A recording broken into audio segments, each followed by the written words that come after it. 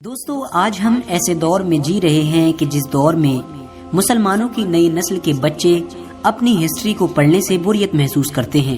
آج حالات تو یہ کہتے ہیں کہ ہر مسلمان بچے کو اپنی تمام چیزوں سے توجہ کو ہٹا کر صرف اپنی ہسٹری یعنی اتہاس پر توجہ دینا چاہیے، لیکن وہیں دوسری طرف مسلمانوں کے بچوں کا آج الٹا حال ہو چکا ہے۔ وہ لوگ اپنی ہسٹری کو پڑھنے کی بجائے پب جی، ٹک ٹاک جیسے فالتو کے ایپس پر اپنا ٹائم برباد کر رہے ہیں، اور یہی وجہ ہے کہ ہم تمام لوگ دھیرے دھیرے پہلے کے لوگوں کے مقابلے میں اپنے مذہب یعنی مذہب اسلام سے دور ہوتے جا رہے ہیں۔ دوستو ہم سب کے لیے ہسٹری کو پڑھنا اس لیے بھی ضروری ہو جاتا ہے کیونکہ جب ہم سب لوگ اپنی ہسٹری کو پڑھیں گے اور اس ہسٹری میں ہم اپنے بڑے بڑے ہیروز کے بارے میں پڑھیں گے تو ظاہر ہے کہ ہم ان کے نقش قدم پر چل کر ہی اپنا خود کا یا پھر اپنے مذہب کا یا پھر اپنے ملک کا نام ہسٹری میں لکھوا سکیں گے، کیونکہ ایک بہت ہی مشہور کہاوت ہے کہ اگر تم چاہتے ہو کہ اتہاس تمہیں یاد رکھے تو تم بھی اپنا اتہاس یاد رکھو۔ دوستو آج کی اس ویڈیو میں ہم بات کریں گے ایک ایسے اسلام کے مہان یودھا کے بارے میں کہ جس کی بہادری اور پیترے بازی کی تعریف نہ صرف مسلمان بلکہ غیر مسلم بھی کرتے آئے ہیں۔ دوستو اتہاس کا یہ مہان یودھا کتنا زیادہ طاقتور اور ہوشیار تھا، اس بات کا اندازہ صرف اس بات سے لگایا جا سکتا ہے کہ اسلام کے پیغمبر یعنی حضرت محمد صلی اللہ تعالی علیہ وسلم نے اس یودھا کو سیف اللہ کا نام دیا تھا۔ سیف اللہ کا مطلب ہوتا ہے اللہ کی تلوار، یعنی ان کا نام رکھا گیا تھا اللہ کی تلوار۔ دوستو اس مہان اور ہوشیار شخص کو آج پوری دنیا خالد بن ولید کے نام سے جانتی ہے۔ دوستو خالد بن ولید کا جنم 592 عیسوی میں مکہ شہر میں ہوا تھا۔ آپ کے والد یعنی جن کا نام ولید تھا، ان کی گنتی مکہ کے ان چند لوگوں میں ہوا کرتی تھی جو مکہ میں سب سے زیادہ امیر اور سب سے زیادہ نامور لوگ تھے۔ دوستو جس وقت اسلام کے پیغمبر یعنی حضرت محمد صلی اللہ علیہ وسلم نے نبوت کا اعلان کیا اور لوگوں کو اسلام کی طرف بلانا شروع کیا، اس وقت خالد بن ولید ان لوگوں میں گنے جاتے تھے کہ جو لوگ اسلام کے سب سے زیادہ مخالف تھے۔ یہ اسلام کے سب سے زیادہ کٹر دشمن تھے اور اعلان نبوت کی 19 سال بعد تک یہ کافر ہی رہے۔ یہ اسلام کے اتنے زیادہ بڑے دشمن تھے کہ ہمیشہ اسلام کو ہی مٹانے کے بارے میں سوچا کرتے تھے، ہمیشہ اسلام کے خلاف سازش کرنے والوں کے ساتھ ہی میں بیٹھا کرتے تھے۔ مگر دوستو جگ ظاہر ہے کہ اللہ تعالیٰ کی تو شان ہی نرالی ہے، کوئی نہیں جانتا کہ اللہ تعالیٰ کسے ہدایت دے دے، اور یہی خالد بن ولید کے ساتھ ہوا۔ دوستو جب بھی مسلمانوں اور کافروں کے درمیان جنگ ہوا کرتی تھی تو زیادہ تر جنگوں میں کافروں کی طرف سے فوج کے سپہ سالار حضرت خالد بن ولید ہی ہوا کرتے تھے، کیونکہ یہ فوج میں سب سے زیادہ مہارت رکھا کرتے تھے۔ دوستو یقینی طور پر آپ نے وہ واقعہ تو ضرور سنا یا پڑھا ہوگا کہ جب جنگ احد کے موقع پر حضور اکرم صلی اللہ تعالی علیہ وسلم نے مسلمانوں کی فوج میں سے کچھ صحابہ کو ایک پہاڑی کے راستے پر یہ کہہ کر کھڑا کر دیا تھا کہ چاہے مسلمان فوج جیتے یا ہارے لیکن تم لوگوں کو اس پہاڑی کے راستے سے نہیں ہٹنا ہے، کیونکہ وجہ یہ تھی کہ وہ پہاڑی ایسی جگہ پر تھی کہ مکہ کے کافروں کی فوج اگر چاہتی تو اس پہاڑی کے راستے سے پیچھے سے آ کر مسلم فوج پر چپکے سے حملہ کر سکتی تھی۔ لہٰذا حضور اکرم صلی اللہ علیہ وسلم نے اسی وجہ سے اس پہاڑی پر چند صحابہ کو کھڑا کر دیا تھا تاکہ کافر ادھر سے کسی بھی صورت میں حملہ نہیں کر سکیں۔ دوستو بہت خطرناک جنگ ہوئی، مسلمانوں نے گنتی میں کم ہونے کے باوجود بھی مکہ کے کافروں کو دھول چٹا دی، لیکن یقیناً خدا تعالیٰ کو کچھ اور ہی منظور تھا۔ جن چند لوگوں کو اسلام کے پیغمبر یعنی حضور اکرم صلی اللہ تعالی علیہ وسلم نے پہاڑی کے راستے پر کھڑا کیا تھا، ان لوگوں نے جب دیکھا کہ مسلمان جنگ جیت گئے ہیں اور کافروں کے مال کو لوٹنے لگے ہیں تو ان لوگوں میں سے زیادہ تر لوگوں نے بھی اپنی جگہ چھوڑ دی اور میدان میں آ کر خوشی منانے لگے۔ اس کا نتیجہ یہ ہوا کہ خالد بن ولید جو اس وقت کافروں کی فوج میں شامل تھے اور اس وقت کافر ہوا کرتے تھے اور جنگ میں بھی بہت زیادہ مہارت رکھا کرتے تھے، انہوں نے اپنے چند لوگوں کے ساتھ میں پیچھے سے مڑ کر اس پہاڑی والے راستے سے مسلمانوں پر دوبارہ حملہ کیا۔ یہ اتنا خطرناک حملہ تھا کہ مسلمانوں کو کچھ سمجھ ہی نہیں آیا کہ آخر یہ کیسے ممکن ہو گیا۔ خالد بن ولید نے اپنی تلواروں سے لگاتار کئی صحابہ کو شہید کر دیا اور دیکھتے ہی دیکھتے پوری جنگ کا نقشہ بدل گیا۔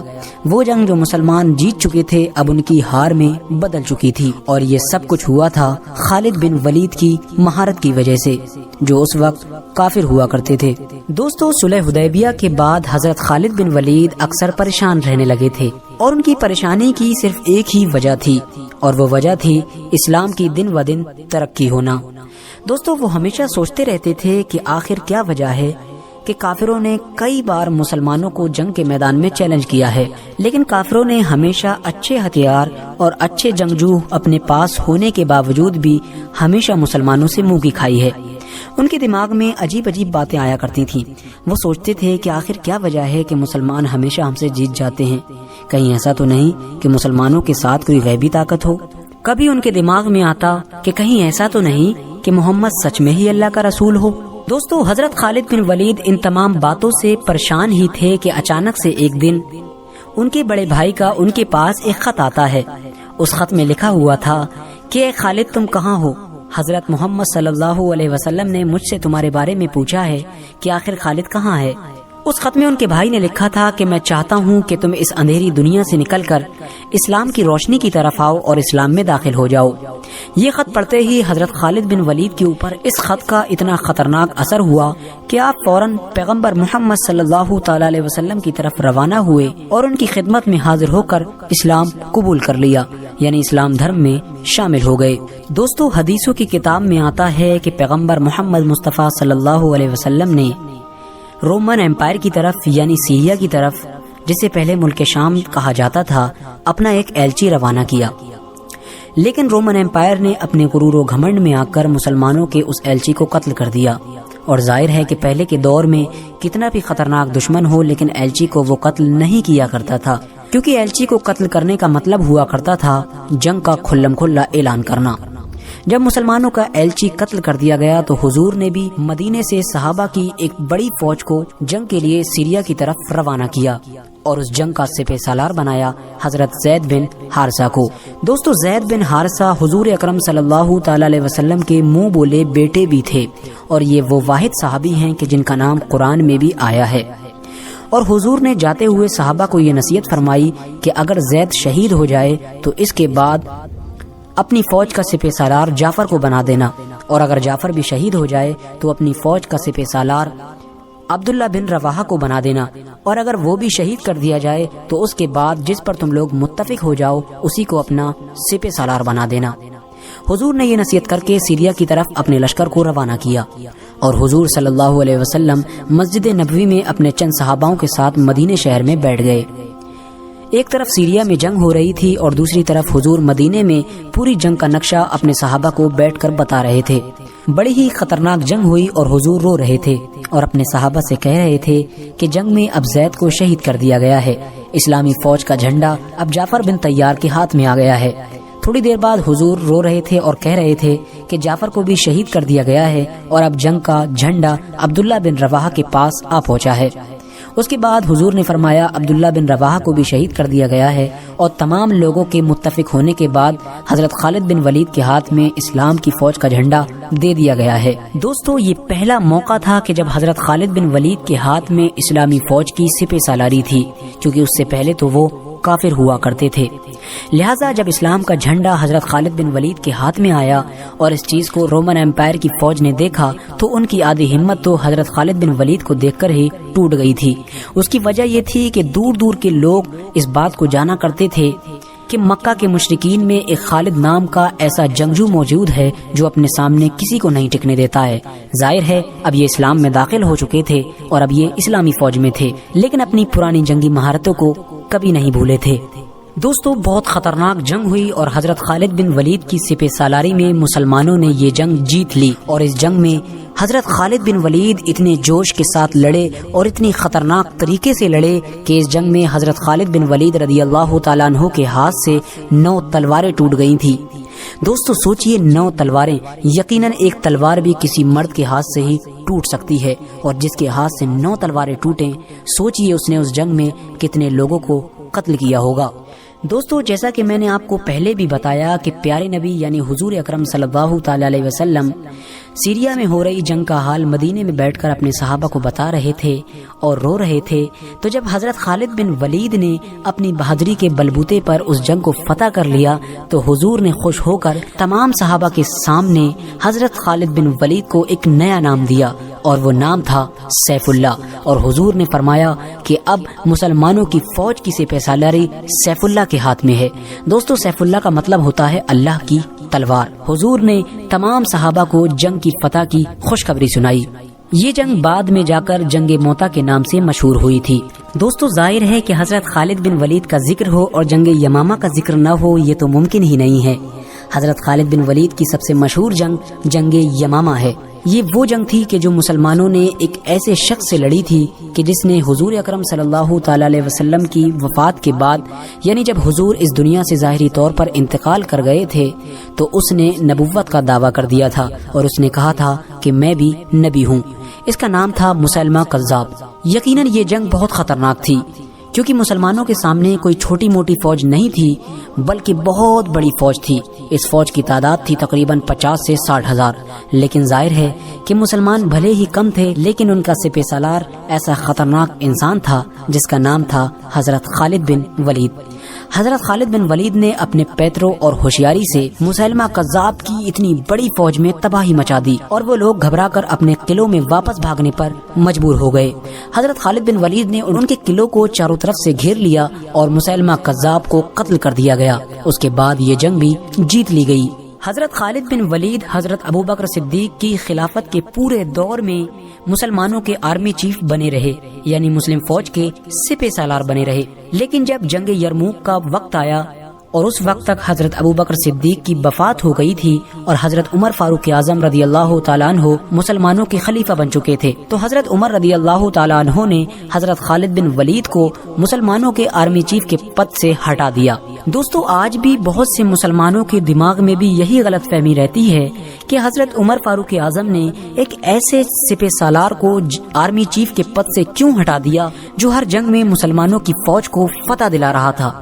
उसकी मेन वजह ये थी कि हजरत उमर फारूक आजम रदी अल्लाह ताला अन्हो की उनसे कोई जाती दुश्मनी नहीं थी, बल्कि उसकी असल वजह ये थी कि हजरत खालिद बिन वलीद की सिपहसालारी में मुसलमान लगातार फतह पे फतह हासिल किए जा रहे थे और लगातार फतह हासिल करने की वजह से मुस्लिम फौज के सिपाहियों के दिमाग में ये बात बैठ चुकी थी कि हम हजरत खालिद बिन वलीद की वजह से ही जंग को जीतते हैं, यानी अगर किसी जंग में हमारे साथ खालिद बिन वलीद नहीं होंगे तो हम उस जंग को कभी नहीं जीत पाएंगे।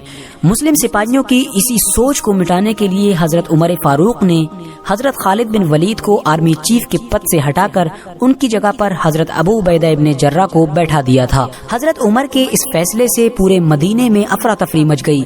लोगों के दरमियान इधर उधर की बातें होने लगी। तमाम लोग कहने लगे, अरे उमर ने ये कैसा फैसला ले लिया, अब मुस्लिम फौज का क्या होगा? इतनी बड़ी फौज के सामने मुस्लिम फौज कैसे मुकाबला करेगी? अगर मुसलमान हार गए तो कौन जिम्मेदार होगा? लेकिन दोस्तों, खुदा को कुछ और ही मंजूर था। मुसलमानों ने जंग यरमूक में बड़ी फतह हासिल की और उस फतह के बाद हजरत उमर फारूक रदी अल्लाह ताला अन्हो मस्जिद नबवी में दाखिल हुए और आपने लोगों के सामने खुतबा दिया। आपने लोगों से कहा कि ऐ लोगों, मैं तुम लोगों से इसी सोच को तो मिटाना चाहता था।